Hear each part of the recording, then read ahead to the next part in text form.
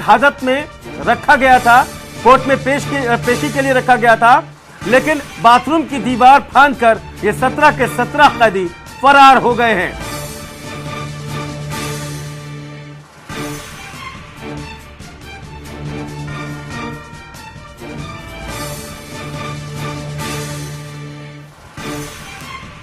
समस्तीपुर से बड़ी खबर इस समय मिल रही है। यहां के रेलवे स्टेशन पर रेलवे कोर्ट हाजत से 17 कैदी फरार हो गए हैं। ज्यादा जानकारी के लिए हम रुख करेंगे अपने संवाददाता का। फिलहाल जानकारी जो मिल रही है, जीआरपी थाना परिसर में यह हाजत है और वहीं के बाथरूम की दीवार को फांदकर 17 कैदी फरार हो गए हैं। संजीव ज्यादा जानकारी के साथ हमारे साथ मौजूद हैं। संजीव, कैसे हुआ यह सब कुछ, किसकी अनदेखी से हुआ यह सब कुछ? जी बिल्कुल बता दें कि समस्तीपुर रेल कोर्ट ये हाजत है जो जीआरपी थाने के परिसर में ये अवस्थित है, जहां से आज मजिस्ट्रेट चेकिंग के दौरान सैकड़ों कैदी पकड़ाए गिरफ्तार हुए थे, जिनको उस हाजत में बंद किया गया था, जिससे वो बाथरूम का दीवार जो काफी जर्जर स्थिति में था, सुरक्षा का कोई इंतजाम नहीं थे, जिसके कारण जो है जो बाथरूम का दीवार है उसे तोड़ के 17 कैदी फरार हो गए हैं। प्रशासन की जो है नींद उड़ चुकी है और सारे प्रशासन लगातार छापेमारी कर रहे हैं, लेकिन अब तक वो 17 कैदी फरार है, उनका अब तक पता नहीं चल पाया है। जी अनु, चलिए ज्यादा जानकारी जब होगी हम फिर संपर्क साधेंगे आपका। फिलहाल बड़ी खबर आ रही है समस्तीपुर से। यहाँ रेलवे कोर्ट हाजत से 17 कैदी फरार हो गए हैं। सभी के सभी विदाउट टिकट चेकिंग में पकड़े गए थे। ये बाथरूम की दीवार फांदकर फरार हुए हैं। पुलिस हालांकि छापेमारी कर रही है इन्हें पकड़ने के लिए।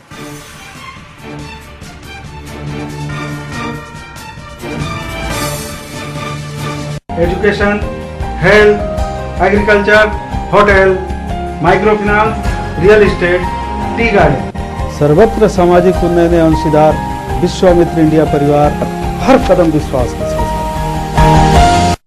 RVS College of Engineering and Technology, the engineering Gurukul of Jharkhand. Infrastructure second to none. Inspiring campus, experienced faculty, high academic standard, 4 gold medals, Wi-Fi campus. Placement assured.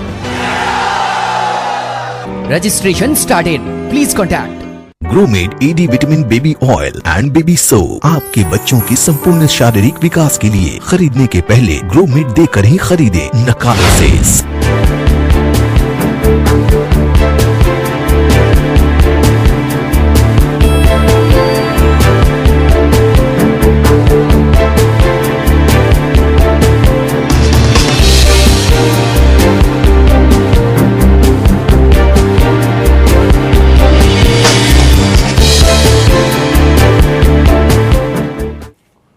खेत से जब सब्जियां निकलती हैं तो किसान को लगता है कि शायद इस साल उसकी मंशा पूरी हो जाएगी, शायद इस साल उसकी और उसके परिवार की ख्वाहिशें परवान चढ़ेंगी। लेकिन जब वो मंडी तक उत्पाद जाता है तब उसका क्या हश्र होता है, ये आपके सामने है, ये खुलासा आपके सामने है। लेकिन इसके पीछे की जिम्मेदारी अगर टटोलने की कोशिश करें तो जिम्मेदार एक दूसरे पर पल्ला झाड़ते हुए नजर आते हैं।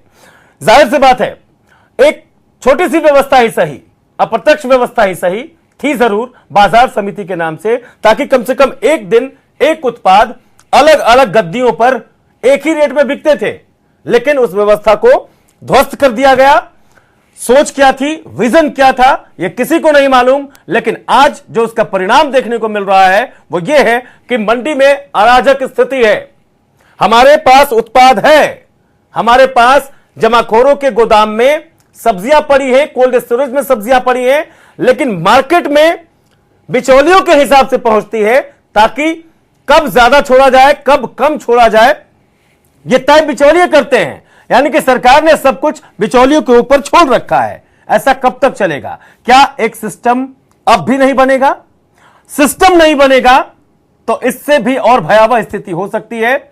हम किसानों का रोना रोते रहेंगे, विधानसभा में आवाज उठाते रहेंगे, किसानों की स्थिति पर चर्चाएं होती रहेंगी, योजनाएं बनती रहेंगी, ऋण बांटे जाते रहेंगे, लेकिन हासिल कुछ नहीं होगा। हासिल जो हो रहा है बिचौलियों को हो रहा है, जो होगा वो बिचौलियों को होगा। हम चलते हैं पटना स्टूडियो, सतीश जी के पास चलते हैं। सतीश जी, शिवेंद्र ने एक प्रश्न खड़ा किया।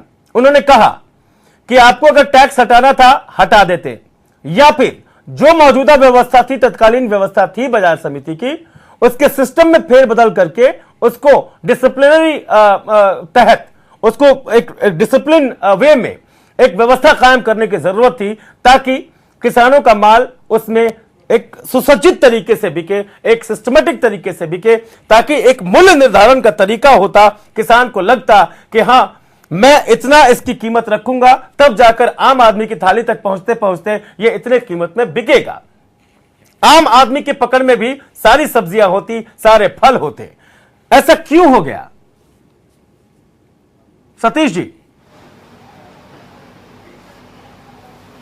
देखिए, आपने शिवेंद्र जी ने कहा कि ठीक ही कहा इन्होंने कि बाजार समिति की व्यवस्था कायम रहनी चाहिए थी, लेकिन जब सरकार नई बनी उस समय बाजार समिति के बारे में जो लोगों का कंसेप्ट था, आम लोगों का, वो अच्छा नहीं था। और सरकार ने बाजार समिति व्यवस्था को सुदृढ़ करने के लिए, व्यवस्था में सुधार लाने के लिए किसानों के हित में ये कदम अपने सहयोगी साथियों के साथ किया, लेकिन उसका परिणाम अच्छा नहीं रहा। और आज किसान बदहाली की स्थिति में निश्चित तौर पर है। उनको उनके उपज का सही राशि नहीं मिल रहा है, सही कीमत नहीं मिल रहा है। तो सरकार ने बहुत सारा योजना लागू किया, जैसे किसान आयोग का गठन हुआ है किसानों के हित में। अगर ये बाजार समिति की व्यवस्था को सुदृढ़ करना है तो आम किसान से भी मेरी अपील है कि वो अपना राय किसान आयोग में दे, मंत्री को दे, और हम सब आपस में मिलकर के किसान हित में, जो किसान बदहाली का जीवन व्यतीत कर रहे हैं, किसान का सही मूल्य नहीं मिल रहा है उपज का, उसको सही मूल्य मिले, बाजार समिति को फिर से सुदृढ़ किया जा सकता है। इसमें बड़ी बात क्या है सतीश जी? बाजार समिति इसमें बड़ी बात क्या है? इसमें कुछ छिपा हुआ तो है नहीं। आप भी जानते हैं कि किसानों के खेत से सब्जियां निकलती हैं, वो मंडी तक पहुंचती हैं। मंडी तक पहुंचते पहुंचते किन किन रास्तों से गुजरना पड़ता है ये आपको भी मालूम है। एक कड़ा सिस्टम, एक डिसिप्लिन सिस्टम क्यों नहीं कायम किया जाता? इसके लिए क्या सुझाव की जरूरत है? एक सुझाव की आवश्यकता है। कहीं अगर सरकार के द्वारा कुछ अगर गलती हुई है कहीं, अगर जिसको आज हम लोग देख रहे हैं, आज के नजरिया से देख रहे हैं, ये सही कहा। नजरिया था 8 साल पहले, उस समय सही लग रहा था, क्योंकि हमारे सहयोगी दल के विधायक बैठे हुए, उस समय विधायक था, मैं विधायक नहीं था, लेकिन मुझे जो मालूम है उस समय दबाव के हुआ कि नहीं, इसके चलते करप्शन बढ़ गया है, बाजार समिति में लूट खसोट मचा हुआ है, जो टैक्स लिया जाता है किसानों के द्वारा वो सही रूप से जमा नहीं हो पा रहा है। सब्जी के बाजार में अब करप्शन नहीं है, अब तो महा करप्शन है। बाहर टोल टैक्स तसरा जाता था, और बिचौलिया भी उस समय भी हावी थे, आज ही नहीं, उस समय भी हावी थे। उस पर कंट्रोल करने के लिए हम लोग पूरी प्रयास में है, सरकार प्रयास में है। प्रेमरंजन जी, किसानों के हित में, प्रेमरंजन जी, सब्जी को क्या ऐसी व्यवस्था नहीं होनी चाहिए जैसे धान के लिए, धान की क्रय बिक्री के लिए और गन्ने की क्रय बिक्री के लिए, मक्के की क्रय बिक्री के लिए जो व्यवस्था कायम की गई है, क्या वो व्यवस्था, ठीक वैसी ही व्यवस्था सब्जियों के लिए नहीं कायम की जानी चाहिए, ताकि किसान एक जगह पर ले जाकर अपनी सब्जियां बेचे और उसके बाद वहां से तय हो कि यहां से उठकर बाजार में ये कितने रुपए किलो बिकेंगी? नहीं, आपने ठीक कहा। ये जो बाजार समिति का जो कंसेप्ट था वो उसी के लिए था कि फल, सब्जियां, अन्य उत्पाद, जो किसानों के जो कच्चे उत्पाद होते हैं, उनको उस मार्केट में तुरंत पहुंचाना और वहां से फिर जो है से उपभोक्ता के बीच में जाना। वहां जो व्यापारी होते थे वहां से खरीदते थे और उपभोक्ता के बीच ले जाते थे। उसका लाभ किसानों को मिलता था कि हम आसानी से वहां तक, हम बाजार समिति तक अपने उपज किए हुए सामान को पहुंचा दें, और उसका उस दिन का जो मूल्य होता था, उस समय का जो मूल्य होता था, वो मूल्य सीधे किसान को मिलता था। लेकिन आज जो है से वो स्थिति समाप्त हो गई है। अब किसान बेचारे बेहाल रहते हैं कि कब जो है से व्यापारी आएंगे।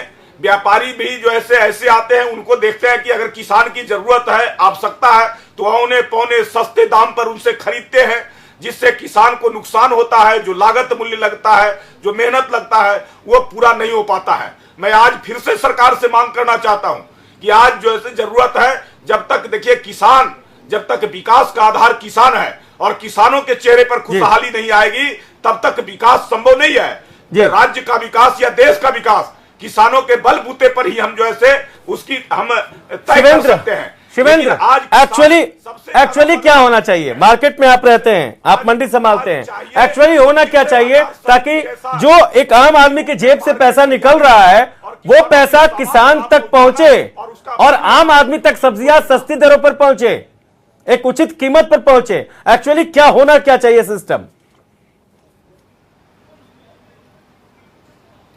शिवेंद्र जी, शिवेंद्र मैं ये कहना चाहता हूँ, हाँ, मैं ये कहना चाहता हूँ कि बाजार समिति जो एक सरकार का एक संगठित माध्यम था जहाँ कृषि उपज को बेची जाती थी, उसको पुनः बहाल करने की आवश्यकता है और सरकार के सहयोग से वह वहाँ व्यापारियों से अनुशासित ढंग से कृषि उपज को बिकवाने की आवश्यकता है। पहले जैसे उसका अराइवल नोट किया जाता था कि किस व्यापारी का माल है, आज के डेट में बाजार हर जगह के बाजार समिति में जो कृषि उपज बेचने के लिए अधिकृत नहीं भी हैं वो लोग भी अवैध रूप से व्यापार कर रहे हैं और जगह जगह इंक्रोचमेंट कर गया है। व्यापारियों को गाड़ी नहीं लगा सकते हैं, व्यापारी को वहां मूलभूत सुविधा नहीं है। जब तक ये सारी व्यवस्थाएं जब तक बाजार समिति प्रांगण में बहाल नहीं की जाएगी, जब तक सुरक्षा का माहौल नहीं होगा, तब तक किसान अपने उपज को लेके नहीं आएंगे। जब तक उनको उनकी सुरक्षा, उनके सामान की सुरक्षा, उनके व्यवसाय करते हैं तो उनको पैसे की सुरक्षा जब तक नहीं मिलेगी तब तक वो बाजार समिति में नहीं आएंगे। शिवेंद्र, सुझाव आप दे रहे हैं, प्रेम रंजन जी भी सुझाव दे रहे हैं, सतीश जी भी सुझाव दे रहे हैं। सतीश जी भी मानते हैं कि सरकार से चूक हुई है, उसको सुझाव से सुधारा जा सकता है। प्रेम रंजन जी भी मानते हैं कि जो होना चाहिए था वो हुआ नहीं। प्रेम रंजन जी, आपसे शुरुआत करते हैं और वक्त बहुत कम है, बहुत कम शब्दों में जवाब चाहिए। एक संकल्प चाहिए आपसे, संकल्प ये कि जो आप तब नहीं कर सके, क्या अब करने के लिए कृत संकल्पित हो रहे हैं?